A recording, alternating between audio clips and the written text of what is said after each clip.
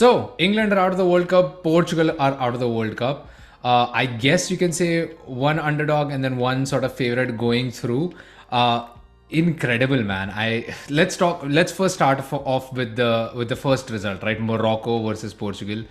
We spoke about this. Ronaldo benched yet again. We thought Portugal had something more going forward. Now they really were a team to be reckoned with. In fact, we even discussed like are everybody ignoring Portugal in the face of all these other big guns in France, Argentina, Brazil, and Portugal are out.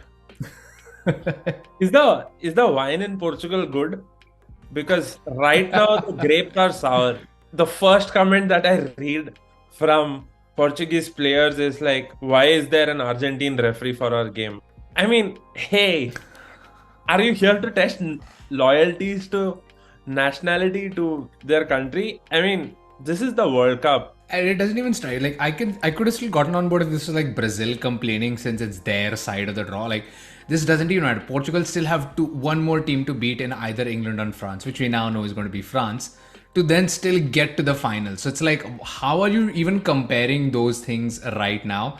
It honestly stank of like excuses. Of course, Gary Neville famously came out after the England France game talking about poor refereeing there as well, which again, if your game has to be decided on, again, and no offense to Morocco, but against a team like Morocco, if you are judging your performance based on refereeing decisions, then you have clearly not done your job on the pitch, which was very ample to see because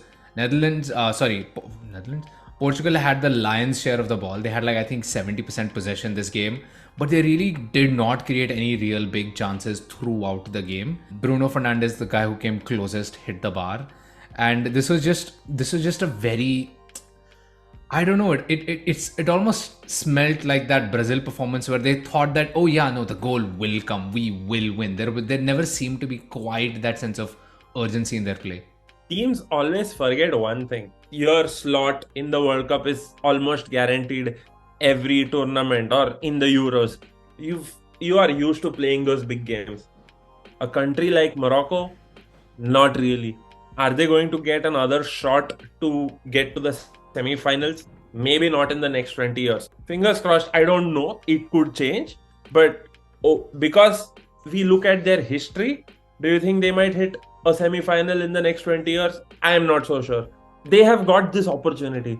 Why will they not grab? Why will they not give 110, 120, 200% every single game? Why will they not try to win that game much more than anyone else? Why would you think they would be pushovers just because they lucked out? It's so easy for Portugal to like deflect because the blame game that I've seen is, oh, the referee is Argentine, they were playing Route 1 football and whatnot. I mean, come on. A team like Morocco is not really going to be building up play, attacking, or making the most technical passes against a team that's better at attacking. Obviously. Yeah, and all credit to that Morocco team. So I learned recently that the Moroccan coach has only been in charge for like a little over 3 months, I think, which is incredible. And like you said, it's less, not that they don't have tactics. They play a very attacking football, very deep defending, and you know it's very in many ways it is Route 1 because they're playing to their strengths. They know the kind of players that they have. But what is most important is just the mentality, right? Because the defenders are not top tier by any means, except if you're counting people like Mazraoui and Hakimi, but who are more attacking players than defensive players. The midfielders, we don't even know half of these players. I mean, Amrabat has really broken onto the scene with this World Cup. El Nasiri has always been like a sort of a mid-table sort of striker coming up with the goods in this game. But the reintegration of a player like Ziyech, who had just fallen away with the previous coach, bringing him back into the team has just reignited. And like hats off, right? The first African nation to make the semifinals of a World Cup. I was surprised to learn this stat.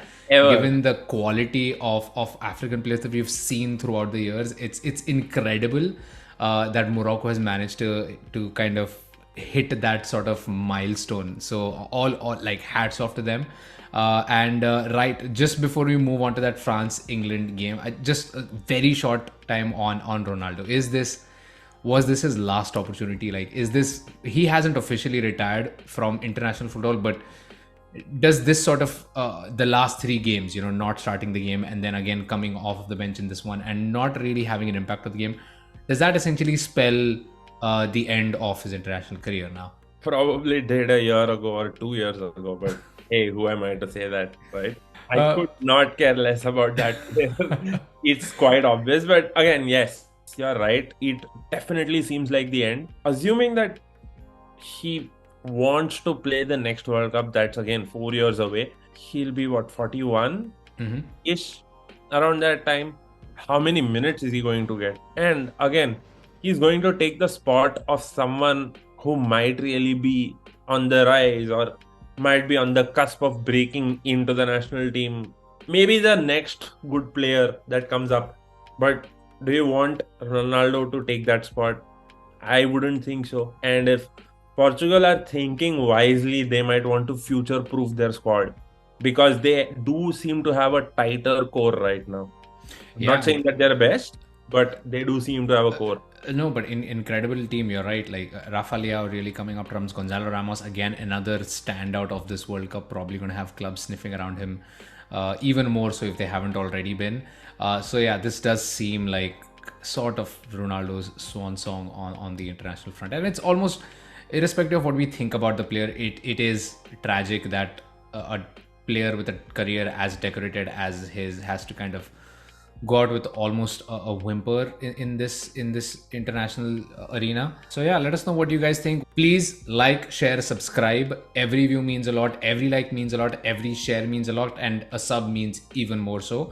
So please go ahead and do that, and a comment. Yes, and we will see you guys next time. Bye.